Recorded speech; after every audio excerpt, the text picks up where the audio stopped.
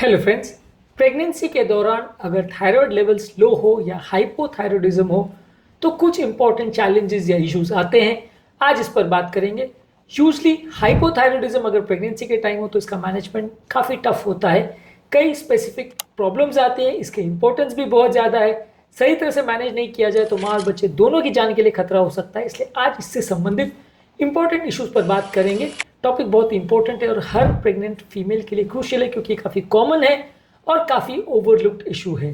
Topic पर जाने से पहले जो लोग हमारे चैनल पर नए हैं उन्हें रिक्वेस्ट करूँगा चैनल को सब्सक्राइब करें, वीडियोस को लाइक करें, शेयर करें, फॉलो करें, कमेंट करें, पूरा देखें। टॉपिक में पहले हम बात करेंगे इसकी इंपॉर्टेंस क्या है ये समझने की कि हाइपोथायरॉयडिज्म प्रेगनेंसी में मैनेज करना ज़रूरी क्यों है। इसके अलावा बात करेंगे इसमें क्या चैलेंजेस आते हैं और लास्ट में हम बात करेंगे मैनेजमेंट स्ट्रैटेजीज़ की। और फाइनली हमारे फाइनल डिस्कशन या वर्डिक्ट पर हम कुछ लाइन स्पेंड करेंगे। तो टॉपिक इंपॉर्टेंट है इसलिए एंड तक देखिएगा। तो बिना समय बिगाड़े चलिए शुरू करते हैं इंपॉर्टेंट वीडियो। सबसे पहले इंपॉर्टेंस क्या है हाइपोथायरॉयडिज्म की मैनेजमेंट की। सबसे पहले माँ की हेल्थ के लिए बहुत इंपॉर्टेंट है क्योंकि प्रेगनेंसी के दौरान माँ को कई बार बहुत सारे सिम्टम्स होते हैं जो कि हाइपोथायरॉयडिज्म की वजह से होते हैं। माँ को बहुत ज़्यादा सुस्ती होती है, वजन बढ़ने लगता है, डिप्रेशन की प्रॉब्लम होती है जो कि प्रेगनेंसी के दौरान वैसे भी माँ के लिए बहुत ज़्यादा प्रॉब्लम्स क्रिएट करते हैं। माँ की कंडीशन वैसे ही कॉम्प्रोमाइज़ होती है। यदि साथ में हाइपोथायरॉयडिज्म हो जाए तो सिचुएशन और बिगड़ जाती है। इसलिए प्रेगनेंसी के टाइम माँ की हेल्थ थोड़ी ज़्यादा कॉम्प्रोमाइज़ हो सकती है यदि उसको हाइपोथायरॉयडिज्म है तो। इसके अलावा प्रेगनेंसी रिलेटेड कॉम्प्लिकेशंस होने का चांस भी बढ़ जाता है, यानी बच्चे का मिसकैरेज होने का चांस बढ़ जाता है। बच्चा कई बार प्रॉपर ग्रोथ या डेवलप बच्चे का ना हो ऐसा हो सकता है। बच्चे की डिलीवरी के टाइम पोस्टमार्टम ब्लीडिंग हो सकती है, माँ को खून की कमी हो सकती है, ब्लड प्रेशर बढ़ सकता है, यानी प्री इक्लैम्सिया हो सकता है। ये सारे प्रॉब्लम्स प्रेगनेंसी के दौरान हाइपोथायरॉयडिज्म की वजह से देखे जा सकते हैं। बच्चे की जहाँ तक डेवलपमेंट की बात है, बच्चे का ब्रेन परमानेंटली डिफॉर्म्ड हो सकता है, बच्चे का न्यूरो डेवलपमेंट प्रॉपर ना हो जिसकी वजह से बच्चा कई बार हाइपोथायरॉयडिज्म की वजह से ग्रोथ अबनॉर्मलिटी उसमें हो सकती है और बच्चा मानसिक रूप से विक्षिप्त या अबनॉर्मल पैदा हो सकता है जो कि बाद में कभी भी ठीक ना हो, ऐसा हो सकता है। इसके अलावा बच्चे का ओवरऑल ग्रोथ भी कॉम्प्रोमाइज हो जाता है, बच्चा प्री टर्म डिलीवरी भी हो सकता है, बच्चे के बाकी माइलस्टोन्स भी डिले हो जाए, ऐसा भी हो सकता है। इसलिए थायराइड हार्मोन बहुत ज़्यादा क्रूशियल है प्रेगनेंसी के दौरान। इसको हमेशा हर केस में कंपल्सरी करना ही करना चाहिए। अगर केस मिस हो जाता है तो एक preventable cause of fetal problems है जो मिस नहीं होना चाहिए। अगर मिस होता है तो बच्चे के लिए बहुत लॉन्ग टर्म प्रॉब्लम्स होती है। ज़्यादातर प्रेगनेंसी के दौरान इंक्रीज डिमांड भी होती है थायराइड हार्मोन्स की। प्रेगनेंसी अपने आप में अलग अलग ट्राइमेस्टर में अलग अलग लेवल्स की थायराइड हार्मोन की डिमांड होती है, इसलिए हर ट्राइमेस्टर के हिसाब से इसको बार बार मेजर करने की भी आवश्यकता है।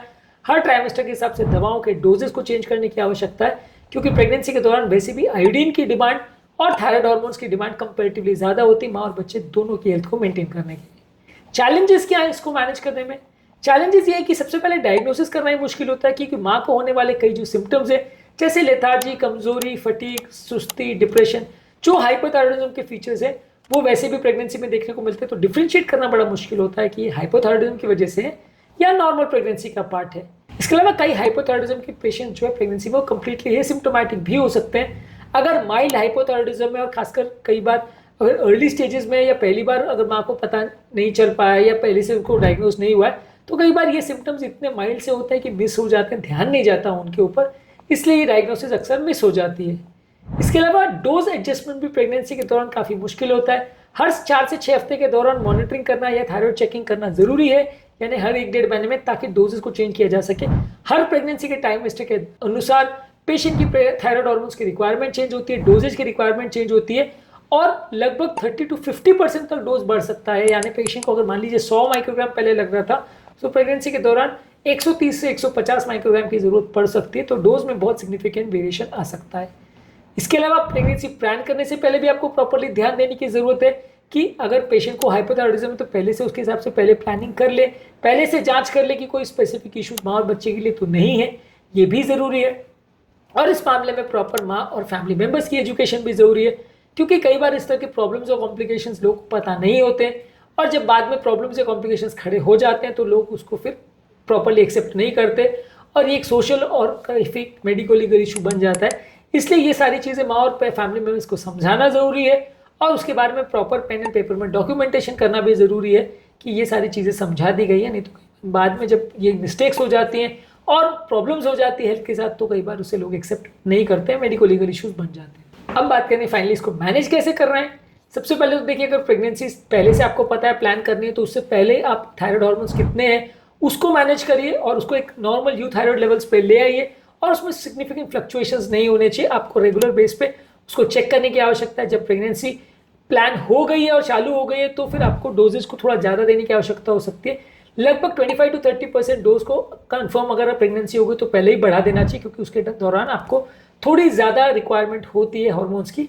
हर 1 से 1.5 महीने में थायराइड हार्मोन्स के लेवल चेक करते रहना चाहिए। इसमें T3, T4, TSH सारे टेस्ट होने चाहिए, ताकि ओवरऑल अगर सिग्निफिकेंट कोई डोजेज में वेरिएशन की आवश्यकता है तो उसे कर सकते हैं मैनेज। इसके अलावा आपको TSH वैल्यूज को थोड़ा लोअर लेवल पे मेंटेन करना होता है। मान लीजिए 0.5 to 5 कट ऑफ है, तो आपको कोशिश करना है कि 0.5 to 1 या 2 के बीच में TSH को मेंटेन करना है, यानी थोड़ा हायर साइड पे हार्मोन्स को रखने की आवश्यकता है, ताकि बॉडी में इसकी कमी ना हो। बहुत ज़्यादा भी नहीं करना है आपको हार्मोन्स, लेकिन TSH लेवल्स को थोड़ा लो पे मेंटेन करना है। और इसके हिसाब से कुछ गाइडलाइंस बनी हुई है कि हर ट्राइमेस्टर के हिसाब से जो रेंज दिया हुआ है उसके अनुसार आपको मेंटेन करना है थायराइड हार्मोन्स और TSH के लेवल्स को। डिलीवरी के दौरान भी आपको विशेष ध्यान रखने की जरूरत है कि डिलीवरी के दौरान ब्लीडिंग या कॉम्प्लिकेशन ना हो, और डिलीवरी के बाद भी ध्यान रखने की जरूरत है कि माँ और बच्चे दोनों की हेल्थ प्रॉपर है, बच्चे को कोई स्पेसिफिक थायराइड हार्मोन डेफिशिएंसी तो नहीं है, बच्चे को कोई लॉन्ग टर्म इश्यूज तो नहीं, क्योंकि अगर बच्चे में ये चीज़ें जल्दी डिटेक्ट हो जाए तो उसे ट्रीट कर सकते हैं। नहीं डिटेक्ट होते हैं तो बच्चा फिर जब बड़ा होने लगता है तो उसका ब्रेन का ग्रोथ प्रॉपर नहीं हो पाता है, इसे क्रेटिनिज्म बोलते हैं, जो कि हमारे एक अलग वीडियो में हमने डिस्कस किया है, जो कि बाद में मैनेज करना बड़ा मुश्किल हो जाता है। इसलिए इसको प्रॉपरली चेक करना, मॉनिटर करना, मैनेज और मेंटेन करना जरूरी है। ओवरऑल एक कोऑर्डिनेटेड केयर की जरूरत है, जिसमें फिजिशियन, गायनेकोलॉजिस्ट, एंडोक्राइनोलॉजिस्ट ये सारे लोग इन्वॉल्व हो और प्रॉपर वे में और माँ और बच्चे का ध्यान रखें तो ज़्यादा अच्छा आपको थेरेपी मिलेगा, ज़्यादा अच्छा रिजल्ट मिलेगा। यदि एक अनकोऑर्डिनेटेड अप्रोच में आप काम करते हैं तो माँ और बच्चे दोनों की हेल्थ के लिए प्रॉब्लम्स आ सकती है और दोनों की हेल्थ कॉम्प्रोमाइज हो सकती है। एक सैल्वेजेबल प्रेगनेंसी या एक प्रेगनेंसी जो इजीली मैनेज की जा सकती है, कभी कभार छोटी छोटी गलतियों की वजह से उसमें प्रॉब्लम्स या कॉम्प्रोमाइज हो सकता है। आज के टॉपिक में हमने बात करी हाइपोथायरॉयडिज्म प्रेगनेंसी के दौरान अगर होता है तो क्या क्या स्पेसिफिक इश्यूज उसमें आते हैं और उसे कैसे मैनेज करते हैं। उम्मीद करूंगा कि आज के टॉपिक में कुछ नई बातें जानने को मिली होगी। जो लोग हमारे चैनल पर नए हैं उन्हें रिक्वेस्ट करूँगा कि चैनल को सब्सक्राइब करें, वीडियोस को लाइक करें, शेयर करें, फॉलो करें, कमेंट करें, पूरा देखें।